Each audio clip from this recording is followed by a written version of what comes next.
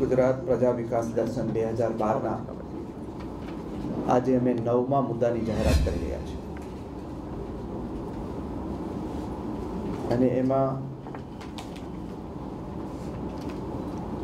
જે વિકાસની દોડમાં જે લોકો પાછળ રહી ગયા છે એવા સમાજો માટે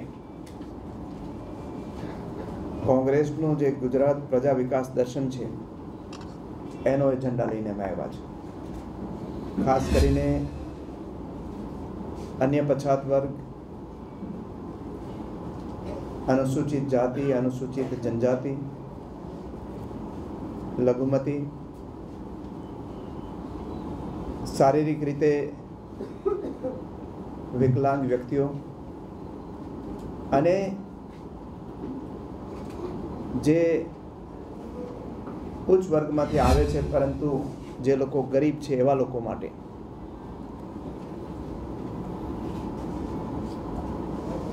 નો એજન્ડા લઈ અને આજે તમારી સમક્ષ આવ્યા છે।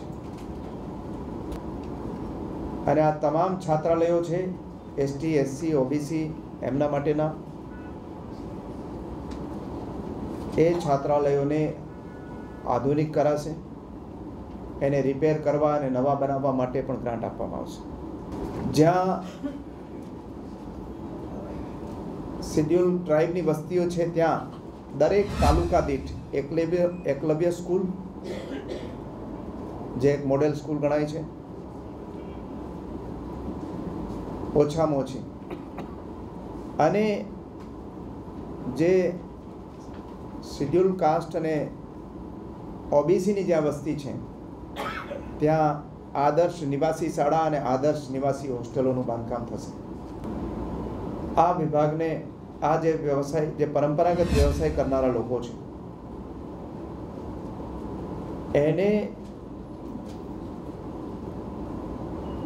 એના જે ઉત્પાદનો છે એમાં ટેકનોલોજી અપનાવીને એનું માર્કેટિંગ યોગ્ય રીતે થાય એના માટેનો આખો ઉદ્યોગ વિભાગની અંદર એક અલગથી વિભાગ શરૂ કરવામાં આવશે।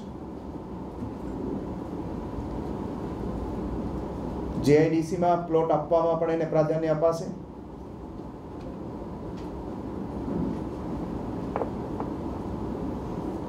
અને વીજળી અને ટેક્સમાં પણ એમના માટે અલગથી રાહતો અપાશે।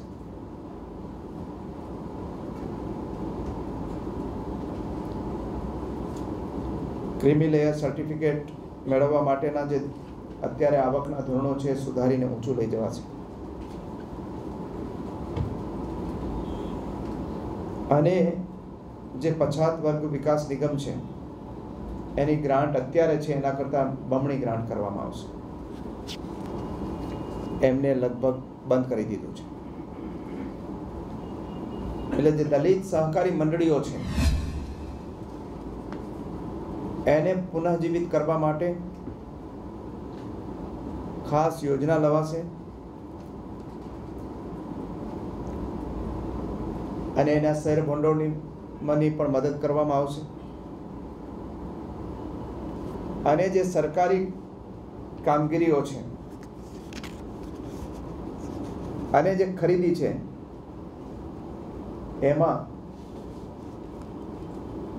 આ દલિત સહકારી મંડળીઓ છે એને પ્રાધાન્ય આપવામાં આવશે। દરેક તાલુકા મથકે ડૉક્ટર બાબા સાહેબ આંબેડકર ભવન બનાવવામાં આવશે।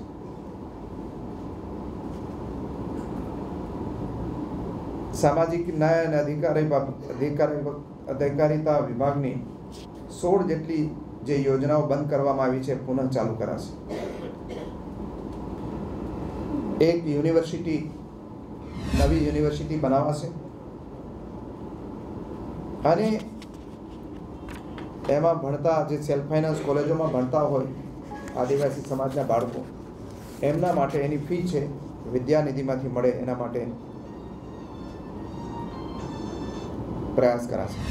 રાઇટ ટુ એજ્યુકેશન એક્ટનો લોક ઉપયોગી જોગવાઈનું પૂર્ણતઃ પાલન થશે। અમારા પ્રયત્નો રહેવાના કે talented SC, ST, OBC, minority કે ઇકોનોમિકલ બેકવર્ડ કોઈ પણ વર્ગમાંથી આવતો હશે એ વિદ્યાર્થીને અભ્યાસની બાબતમાં કોઈ તકલીફ ન પડે એની વ્યવસ્થા કરવામાં આવશે. આદિવાસી માટે કલમ 73A એનો કડક રીતે અમલ થશે. અમારી સરકાર એનો સંપૂર્ણતા અમલ કરશે. સાંથણીની જમીનો દલિત ભાઈઓને અપાશે. ખોટા શરત ભંગથી જેની પાછી લેવાય છે એને રિવ્યુ થશે. વન સંપત્તિ પરના અધિકારના કાયદા નીચે જે અરજીઓ પેન્ડિંગ છે એનો નિકાલ થશે.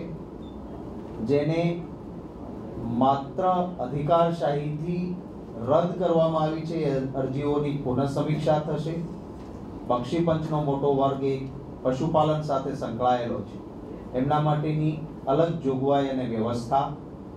માલધારી સમાજના ભાઈઓને પોતાના પશુ 1 રૂપિયાનો ખર્ચ કર્યા વગર ગૌચરમાં ચરી શકે એ માટે ગૌચર નવસાધ્ય થશે અને પશુઓ કતલખાને જતા આ કારણે અટકી શકશે. નાના નાના કામો સાથે જોડાયેલા બક્ષી પંચના કારીગર વર્ગ માટે ખાસ અલાયદી જીઆઈડીસી, સસ્તા દરે વીજળી, ટેક્સમાં રાહત, ઓછા વ્યાજે લોન એ જોગવાઈ કરીને નાના કારીગરોને પૂરતી મદદ કરવાનો પ્રયત્ન રહેશે. આ ઓબીસી ફેક્ટર છે એમાં ઈબીસી ને ઇકોનોમિકલ બેકવર્ડ ક્લાસ, આર્થિક રીતે જે વર્ગ આવક ઓછી છે પણ એક્ઝેક્ટ યાદ નથી સરકારે કેટલું ધોરણ છે એને પુનર્વિચાર કરીને એને અપ કરીશું. તમને યાદ હશે શિક્ષણ અને આરોગ્યમાં આ 2 મુદ્દા આર્થિક આવકનો આધાર અમે ઉમેરેલો. એ ઈબીસી વાળા ઇકોનોમિકલ બેકવર્ડ ક્લાસને ઓબીસી સાથે જેટલા ઓબીસી ને લાભ મળતા હોય એટલા બધા જ લાભ ઈબીસી ને મળશે. કોઈ એમાં એ ઇકોનોમિકલી બેકવર્ડ છે એટલે સ્પેશિયલ વિચાર કોઈ પણ વર્ગનો હોય, વાણિયા, બ્રાહ્મણ, પટેલ જે આમાં ના આવતા હોય એનો પણ વિચાર કરાય. અને એમાં જે રસ્તામાં જે પાથરણા વાળા છે યા રોડ ઉપર એન્ક્રોચમેન્ટ છે એમને એવા કેબિન અપાશે ફૂટપાથ ઉપર. માની લો કે મોચી હોય, દરજી છૂટક કામ કરતો હોય, પોલીસ વાળો કરતો હોય, એવા જે હું તો ત્યાં સુધી કહીશ કે નાનો પાનનો ગલ્લો હોય એના માટે નિશ્ચિત જગ્યા ગવર્મેન્ટ કરી આપશે, કોર્પોરેશનને કહી દે જેથી પોલીસ વાળા ફોરલો કરી ગમે ત્યારે ઉઠાવીને ભગાડે નહીં. એટલા માટે આવા નાના કારીગરોનું પણ ધ્યાન અમે આમાં રાખવાના છે. આ વિકાસ છે, ઘાસ ખાવ માણસ એ એવા આદિવાસી વિસ્તારને ધ્યાનમાં રાખીને ગવર્મેન્ટ વિધિન ગવર્મેન્ટ ટ્રાઇબલને લાગે કે અમારા માટે ટ્રાઇબલ મીન્સ ટ્રાઇબલ પ્લસ જે એરિયામાં રહેતા હોય બધા, ટ્રાઇબલ મીન્સ ટ્રાઇબલ જે એરિયામાં બધા રહેતા હોય એ અનાવિલ હોય, બીજા હોય, ત્રીજા હોય, બધા એ બધાને ધ્યાનમાં રાખીને government within government tribal development authority special budget ફાળવીને ભારત સરકાર બી જે રૂપિયા આપતા હોય એનો પણ લાભ લઈને આ વિસ્તારને આર્થિક રીતે સમૃદ્ધ બનાવાય. એની વિશેષતાઓ એના માટે ગુજરાતની કોઈ બેટાલિયન નથી યા કોઈ રેજિમેન્ટ નથી આપણી, તો સ્પેશિયલ ગુજરાત બેટાલિયન આર્મીમાં ઊભી કરીને ટ્રાઇબલ અને બાકીના ક્ષત્રિય સમાજ કે કોળી સમાજ કે ઠાકોર સમાજ કે જે બાકીના જેને આર્મી સાથે જવું હોય એના માટે ગુજરાત બેટાલિયન દિલ્હીના ડિફેન્સમાં જઈને ઊભી કરીને સ્પેશિયલ ભરતીની ટ્રેનિંગ કરીને એમાં પણ મોકલવાનું બેકારી દૂર થાય, દેશની ભાવના જાગે એ માટે એમાં પણ એનો વિચાર અમે કરીશું.